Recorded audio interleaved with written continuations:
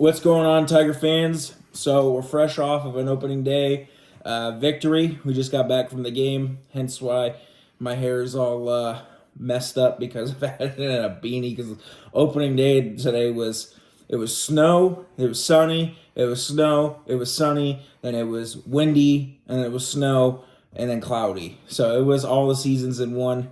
So we didn't do a traditional Tigers preview video this year, which, it's not that big a deal because No, and our work schedules weren't really exactly going together either, so it was kind of difficult. But we figured we'd just make one after opening day because it made more sense because two series have already been played. He was coming up, so it just made more. We got down to the game early today just for parking purposes, so it just made more sense to do it after the fact. So I think what we're going to do is we're going to talk about, first off, the hot start. And then secondly, we'll just talk about the roster, how it's constructed, and our thoughts about the team that had made the 2024 opening day. So first things first, let's give our thoughts, and I'll let you take the floor first about the 6-1 start of the team. Could be or 6-1, right? Yeah. Yeah, it should be. Could have been 7-0. Could be 7-0. Yes. But fucking Pete Alonso off of Alex Faedo, that changeup that was at his ankles, somehow managed to take that out of the park. So what's your thoughts on the start and how the team has come out the gate? I think that the hitting is kind of hit or miss, regardless of the fact that they came back against the White Sox when Maeda gave up a few of those taters to Robert, and when they were down against the Mets in the first game of the doubleheader against Casey Mize, they're getting a lot of timely hitting, but no one's really scorching hot yet. Torque's in between in his timing, even though today he had a couple extra base hits. Finally got his first extra base hit of the season.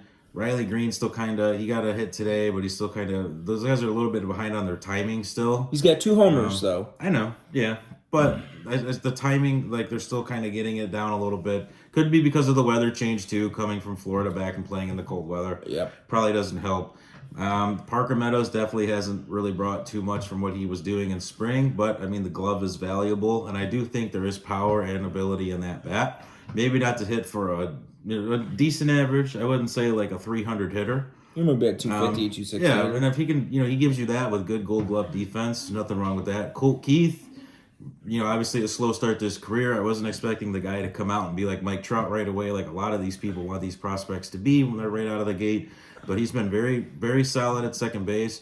He can get better at turning double plays. You can tell he's a little slow at that, still getting used to position. Even some throws that Jake Rogers has had down to second base, he's not been in the right position a couple times, so he is getting used to it, but he made some crazy good plays against the Mets. That short hop pick. The short hop pick and that liner that he got off Lindor's bat was pretty good. So, but he's also making the routine play, and you can't really ask for more than that, especially like for him just filling the shoes there this year.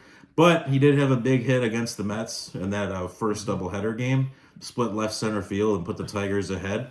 Then that ended up being the ultimate factor. He's also been hitting the ball hard. He just hasn't really been getting rewarded. So I do like some of the pitches he's been swinging at. Obviously, with him being a rookie, there's going to be some. The Tigers are a young team in general, so there are going to be some, some struggles and some, What did you think of today? Baseball, what did you think of today that the league? The MLB. So let me just finish this off. So Carson Kelly's been really good. He's been really hot to start the year, but he's probably been, other than Gio Urshela, Carson Kelly's probably been one of the hottest hitters. Mark Canha. I will tell you what, Mark Canha and Gio Urshela have been hell of additions to this team. Yeah. Just seeing how they conduct their at bats and how pesky they are at the plate, Mark Canha's already got 2 home runs, and he had 12 last year? Yeah. 11? You can already tell what he's going to bring to the team, and Urshela's been nothing but clutch. The lineup construction. It's way better. Way better. Way better. There's a reason why, and I would say timely hitting has gotten them to where they are, but their bullpen is just lights out. Like Jason Foley, that dude's another monster, an animal from what he was last year, throwing 101 by people. But then you have Shelby Miller coming out of there now. Two six out appearances already. Then you got Andrew Chafin coming out there, Tyler Holton. Lang closed out the game today. Thankfully, didn't anything crazy happen. Will Vest has been pretty good. Faedo hasn't been bad. Their bullpen construction it's just solid. I mean, it was solid last year. Yeah, But they're finally getting some recognition. adding Miller and Chafin, like that really helped that bullpen even more. And no Cisnero anymore. But what's helped the start, the pitching, Casey Mize. We'll just get to that. But overall, it's a good start. A lot of it's been the timely hitting, but also really good back end of the bullpen pitching. So my point I wanted to elaborate on with Colt Keith is that Colt Keith has been in the big leagues for 7 games, right? And he's had some good swings, and he's had mixed results even on the good swings. But the league has already determined that he's a better hitter than Javier Baez because they walked Colt Keith in that 8th inning, intentionally walked him as a pinch hitter.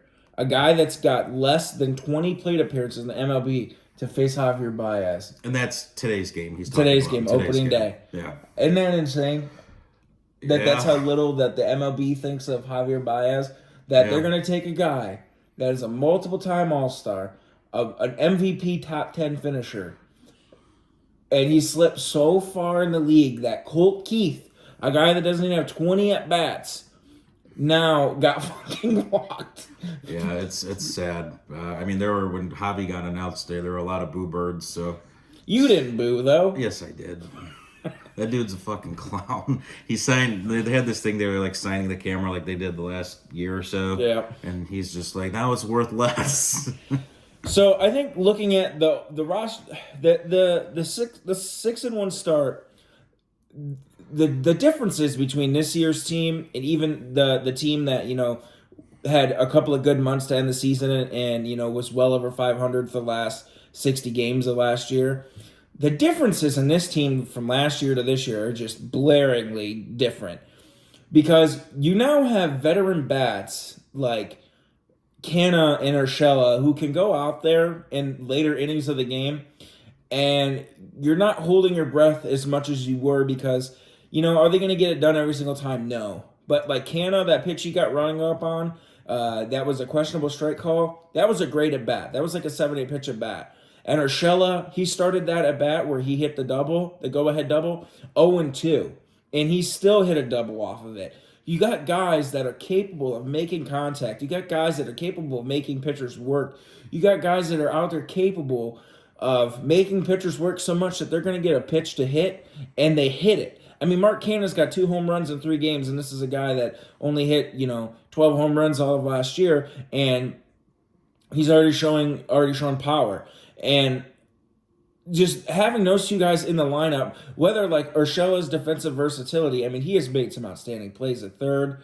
I think the only thing about him that you can knock on him so far early about his defense is his throws. Yeah. Some of his throws he's made from third base when it comes to turning into double play hasn't been that pretty. And I don't know if it's because of so much of Colt Keith being down there and Colt Keith learning how to receive around the bag the proper which way to be in the best position. Well, there was even when he had the hobby today where he underhanded it and it was just kind of weird looking. Yeah. So I don't really know what's going on there. But, I mean, he's been really solid, especially at the dish. But Matt Vierling has looked good at the plate so far. I think Matt Vierling, his defensive versatility, moving Riley to the corner. He already did make a dive catch once this year, but it wasn't nearly as bad because he didn't have to travel as much ground and have as much speed going at the ball, I think. Because when he was playing center field, he was sitting there galloping like a deer and making these dive catches running 20-some miles an hour, and that's a lot of pain on your body hitting the ground that hard. But I think, putting Parker out there, I mean, Parker has made that outfield defense so sharp because, like, Parker had a great catch off of Martin Maldonado that people say would have been a home run, but I think it would have hit off the top of the wall. I don't think it was going out, but nonetheless. But he still went 105 feet to get that ball. It made it look easy. The tall frame helps. Yeah. But, like the way that the defense is settled in, Urshela's been playing a great third. I like what they're and then McKinstry and Ibanez have done all right there so far because Hinch is really rotating that. But I like the way the defensive versatility has been. I like the way the infield defense looks. Torkelson's made some really nice plays already at first off the scoops. You're getting the catching position And this is a position, we came into the season not thinking that, hey, this is going to be something that you're going to get a lot of offense out of because Carson Kelly's been hurt and his power's been inconsistent. But so far, Carson Kelly and Jake Rogers, they're showing some pop and there's some offense there. And that's out of a spot we didn't think that, could have as much potential offense as it does. Because, Rogers hit 20 home runs last year and Carson Kelly has 20 home run pop. Yeah. And then you're getting really good. Andy Ibanez' really good second half last year has carried over so far into the start of the season. Well, he also had a good spring. And Yeah. I think another testament to how the season has started so far is AJ Hinch too. Like, he likes to play matchups, Yep. but he's played everything like masterfully so far to start the season. What is the bullpen giving up? 3 runs? 3 or 4. I mean, they're one of the top in baseball right now. And I think a couple of them weren't even earned runs because the run today that Vest gave up was Scoobles. Yeah. So they've been just Faedo gave up a run yesterday, 2 runs yesterday, so that's 2. They've given up 3 runs all year, which is insane. And the way Hinch and today was really impressive because you got to think they played a straight double header yesterday, and everybody in that bullpen pretty much pitched yesterday. And for the Tigers to come out, they got out to a 3-run lead, and then Scooble's command kind of wavered during the second half of his second go around. When they went through the third time. By the second end of the second go around, the A's had his command started to get a little shaky, and then the third time around, he started really leaning on that changeup, and his fastball command was kind of wavering. But he still pitched really well. The starting staff minus Maeda has looked great. I didn't get to watch that Flaherty start pitch for pitch, but people were saying that his stuff looked good, but he did leave a lot of stuff over the plate. If it wasn't Chicago, he probably would have got hit up a lot harder because he did leave some stuff over the plate. But what did he have, like 7 strikeouts? 6 or 7. Yeah, he looked good there. And then I only listened to the Casey Mize game. I didn't get to watch it. Casey Mize's fastball looked really good. The only mistake he made was to Alvarez, where I don't know if he was trying to throw a splitter or something in on his hands, but he didn't go slider away. I believe it was a 2-2 count. He ended up throwing something a little bit up and in, and Alvarez just pulled it down third base or over the third baseman's head. So other than that, I mean, what do you go, 5, I think it was 5 innings? Dickerson said that splitter, especially in the early innings, innings, looked good. Was insane. Like, Casey Mize looks really good so far to start this year. Because his velo's up. And it was a good overall start. I mean, for him to come back after like 700 days, go 5 innings and gave what he gave, and the Tigers still came back and won that game. He kept them in the ball game, regardless what had happened. So, and I think another thing that I'm glad I just remember, I thought of this. This Tigers team has some depth, and you look at yesterday where they had to play a doubleheader. They bring Matt Manning back up from the minors, and he goes 6 2/3 no hit. Yeah, and it's like the way Hinch was able to run all that bullpen, go out there and try to save Scooble the way he did by bringing in Vest, and then brought Foley in for the 8th because that was the middle of the lineup, and that's where the A's were doing damage. Like Langoliers and Rooker, and bring Foley in for the absolute highest leverage spot. And then, the lefties were set up for Chafin, and Chafin had some squeeze calls, and then bring Alex Lang in against the righty for the swing and miss with the bases loaded, so there wasn't a chance for them to put balls in play, unless Lang walked them. It's been masterfully done by Hinch so far. And I'm not too concerned about the bats because we've seen spurts of offense so far, like whether it was the first game of the year in Chicago where they scored 3 off the rip, and then or the second game in Chicago where they scored 3 off the rip. Yeah, because game 1 was 1-0. Yeah, off of Soroka. Yeah. And then, like, today they scored 3 in the 4th. And they've been putting together hits. I think a promising thing in the lineup is like, today Torque had 2 extra base hits. Riley Green's already had 2 homers. Canna's already had 2 homers. And I just think one of the things that bug me, you look on social media, obviously not a lot of Tigers fans, just like people in general, like, they haven't faced any contenders and all that. Yeah, but it's like, first off, y'all, like, the Tigers don't get to pick who they get to play first. And second, like, regardless who they played, this is their best start in almost 10 years. Yeah, best start under Hinch. It's like, let the Tigers fans have, like, a little bit of joy for a while, please. Like this team, we said it, he said it probably in the beginning, through his banters with Mike and all that. Shout out to him, by the way. His Bo Sox are doing pretty well. But it's like, this team has expectations this year, not to obviously win the World Series, but at least make the playoffs. And they're a scrappy bunch and they're showing. And under AJ Hinch doing what he's doing right so far, it's hard not to see it, especially with that bullpen. And they're playing clean defense. Very Their clean defense has been super clean so far. So then pitching and defense wins games. Think about this. The Tigers over the last couple years with AJ Hinch, they've come out of April with 10 wins. Yeah. That was one of the keys into this year where they have had to do. They had to have a strong April. And obviously they still do. They have to have a good April. They've under AJ Hinch, they haven't had a good April. And granted, AJ Hinch hasn't had the craziest amounts of talented teams. It's April 5th and they already have 7 wins. Yeah. Which is insane. Considering they've last couple of years they were 10-21. Yeah. And I was saying, not like Hinch has had a plethora of talent other than this year put a lot of stuff together. But having a strong April was a really big thing. AJ Hinch was on numerous podcasts saying the same things. They have to get out of the gate strong. And they won a lot of games in spring. I think they were putting an emphasis on setting the bar and going for it. Like I said, he said it himself. We need to have a good April. I haven't had a good one under me and just let it keep going. So obviously he's aware of it. Situational hitting definitely needs to get better. And it's okay so far, especially when you're adding Canna in the mix because he's a good hitter. And same with Urshela. And also winning at home. They needed to win. They're a good road team, which is good because it's good to win on the road. But you got to be able to defend the den, man. You got to be able to defend the den, and strong April defending the den, and just having better at bats when there's a runner on third with less than 2 outs or the base is loaded or no one out. A lot of those young hitters Torque or Green, they would jump at the ball real early, not let work the count a little bit, but swing at anything, literally anything. They're just free swinging. So. Situational hitting, I think it has been better this year, but it's something they definitely needed to improve on this season, and so far they've been okay. I think, already doing as good as they did last year against the division, already sweeping the White Sox, and then they're going to play in a series or two here. They're going to play Minnesota for 4 at Comerica Park.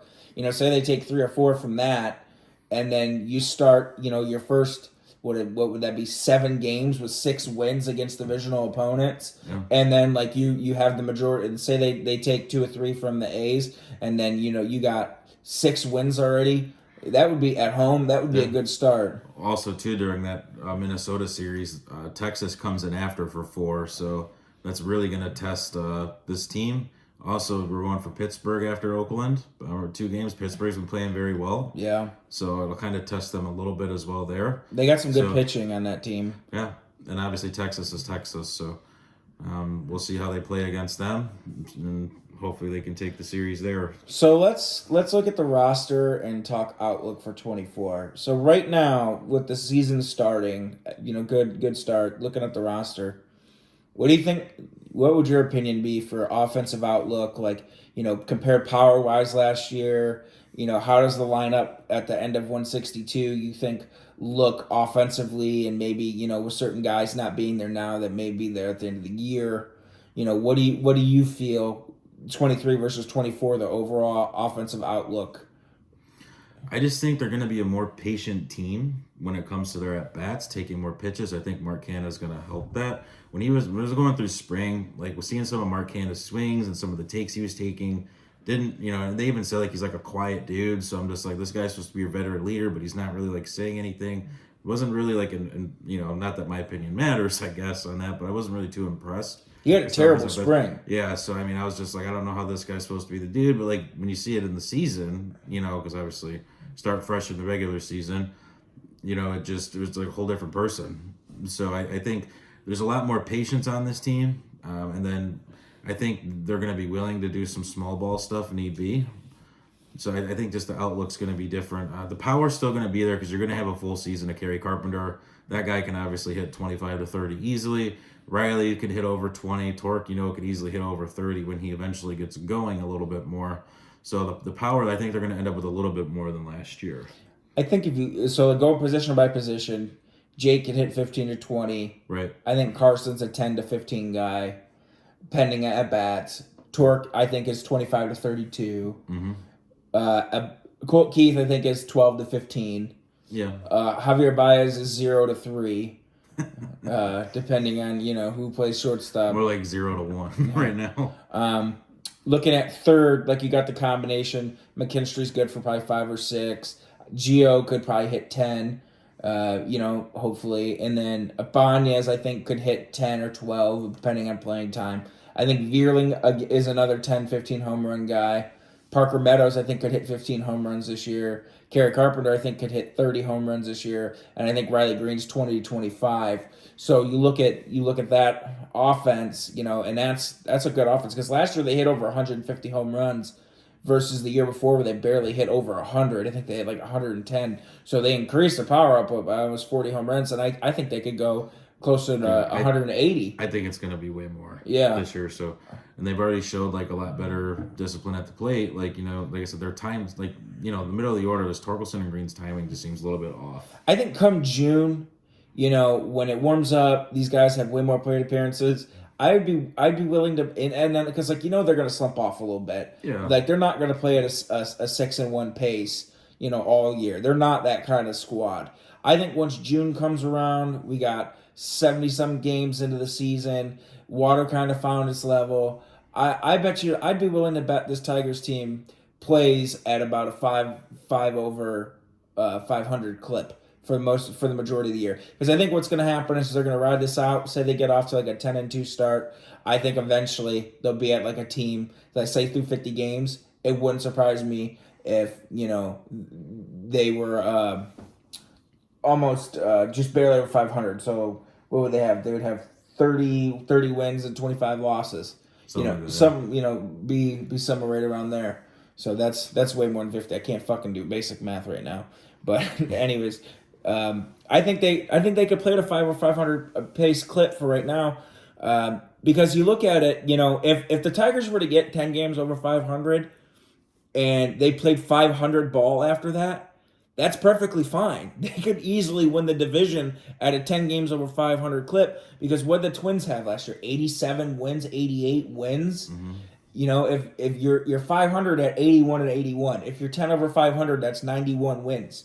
They would fucking destroy the division at 91 wins. So if they could get at 10 games over 500 within the first 20 games of the season, they could literally coast and play 500 ball the rest of the year, and they could lock up the division super easy because no one's going to threaten them like that. Cleveland has gotten out to a decent start, but I don't trust their offense. Minnesota's already hurt. I don't know. Like this coming out to a start like this and having the team not even clicking all offensively yet, which I think they're going to do because there's still much more in this lineup. But you're pitching, carrying your team like this. And we're 7 games in the season. Yeah. And I mean, the weather is going to get a little bit obviously warmer as it goes on. So they'll warm up. It's going to, I'd like to see, I'd like to see Torkelson had a home run maybe on, his favorite player. But yeah, it's like maybe I'm just being It's just very promising to see this team get off to the kind of start when this, when they already play three extra inning games. Yeah, it would have been wild if they would have won again today. Yeah.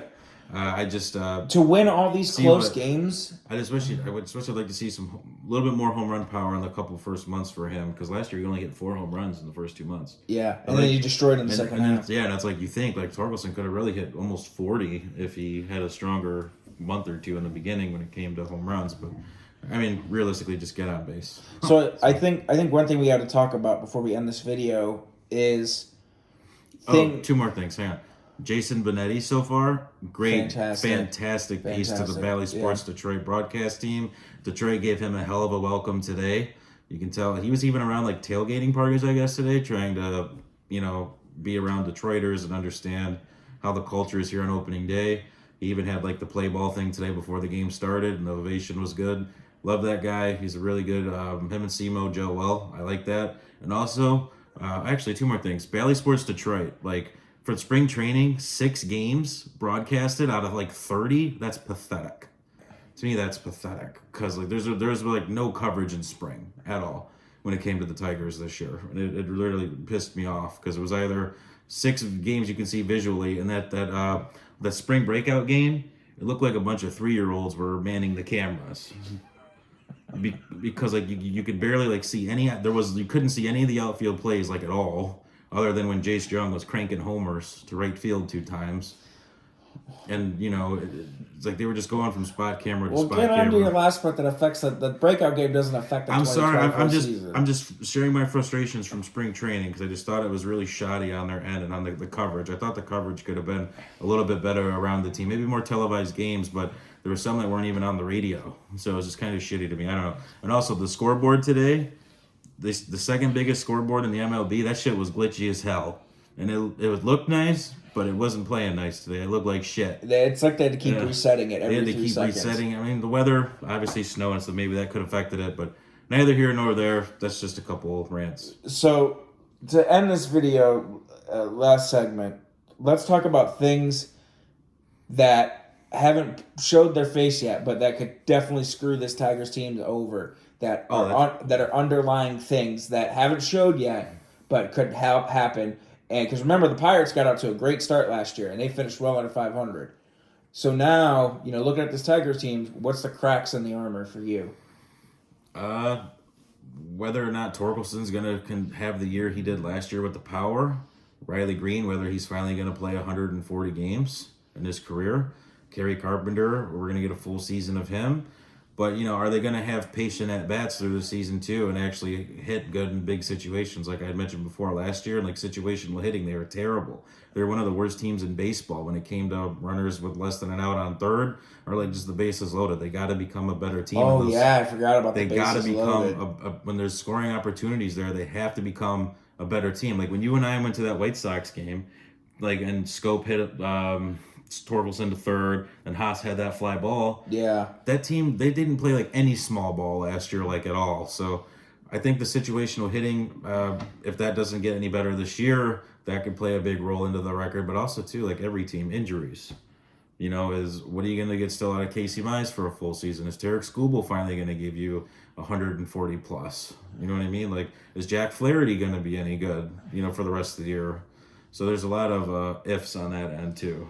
So, for me, I'll try to knock this out quick. Looking at the pitching rotation, I feel like it could explode at any second. What I mean by that is Maeda's velocity keeps dropping. And what are you going to do when you got this guy for 2 years and he can't get anybody out at 86 miles an hour and he's out there getting shelled because the splitter doesn't do anything anymore? Jack Flaherty was good with the Cardinals last year and he was so bad with the Orioles that he got demoted to the bullpen by the end of the year. What are you going to do if that happens? What are you going to do if Casey Mize, he's coming back from injury, it's very common that, he's going to have a back issue flare up, have a setback because he had back surgery. It's very common he might all of a sudden have like a lower half injury because now he's pitching every 5th day for the first time in 2 years. What are you going to do in that aspect of it? And then you look around the diamond, Carson Kelly's injury prone. Torkelson has been plays every game. I'm not worried about him. What are you going to do if Colt Keith doesn't hit? And then you got a revolving door at second base.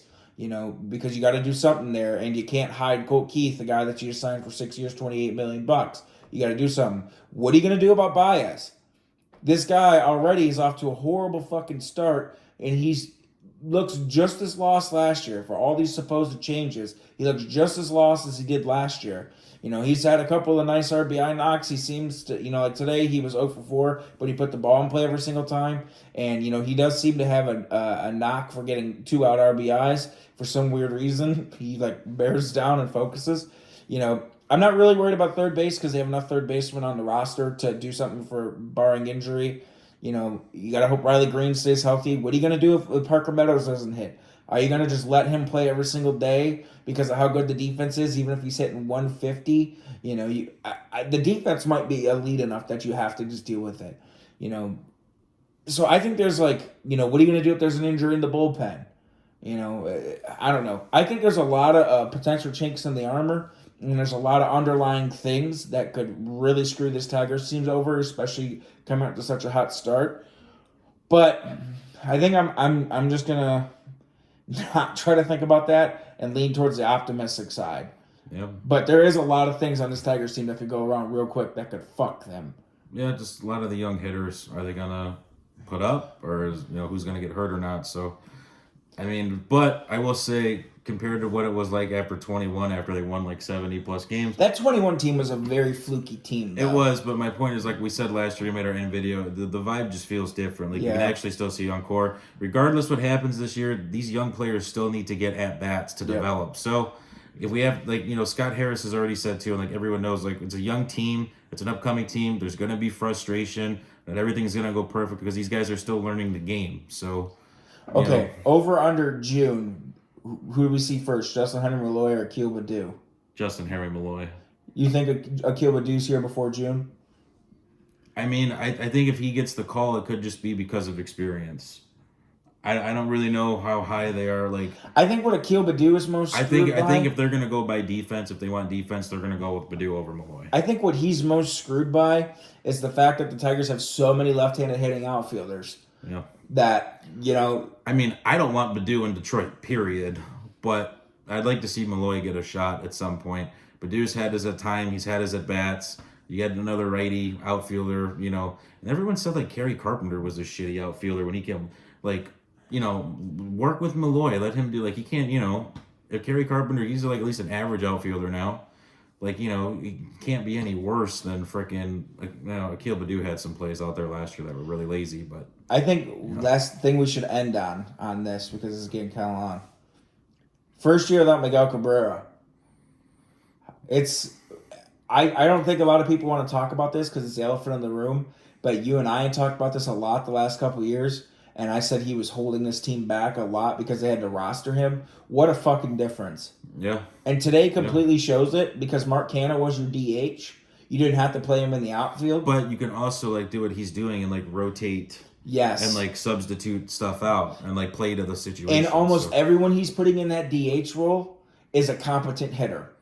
You have Riley Green in the DH role. Riley's played the field every single time so far this year. But you've had Kerry Carpenter in the DH role. You've had Mark Canha in the DH role. So you got guys that can hit that has made an absolute... did Colt Keith DH yet this year? I don't think so. Okay, I don't know. I don't think so either. But you've got guys that can hit, and you have a roster spot that now you have positional flexibility that you can give some of these older guys still in the game all the time and not be forced to play them in the field because you've got to play Miguel Cabrera 4 times a week. Yeah. Yeah.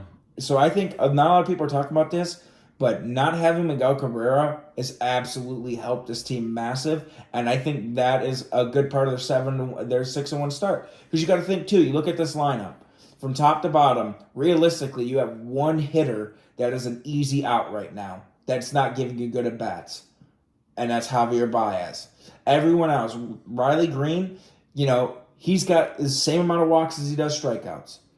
Torkelson, he had 2 doubles today, and you can see the swings are getting better. Mm-hmm. Matt Vierling's already got a home run, and he's playing good defense, and he's having good at bats. Canha, good at bats. Urshela, good at bats. Zach McKinstry, he's putting the ball in play. He's not walking like he did that 1 month last year. What was it, in May? Yeah. But something, he's playing good defense, and he's giving you decent at bats. Andy Ibanez giving you good at bats every single time so far right now. Carson Kelly has been clutch as fuck. Jake Rogers, he's always going to strike out. So, it just his at-bats are what they are because of the power, but he's throwing out runners.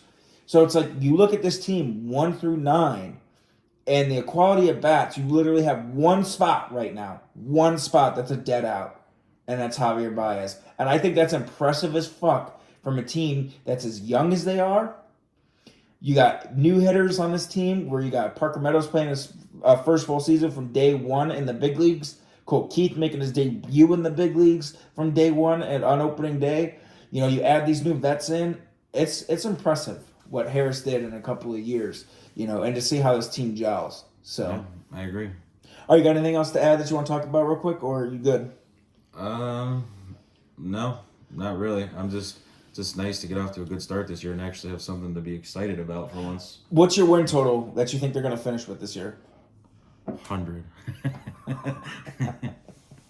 No, I could see 88, 87. Yeah. That's fair. I said from the start 85 was the floor. Yeah. And I thought 88 was the high mark. So they're going to be over 500 this year. But I thought that, and I said they were winning the division. So it's a good. You can tell there's a good young core there. Bullpen's been fun to watch.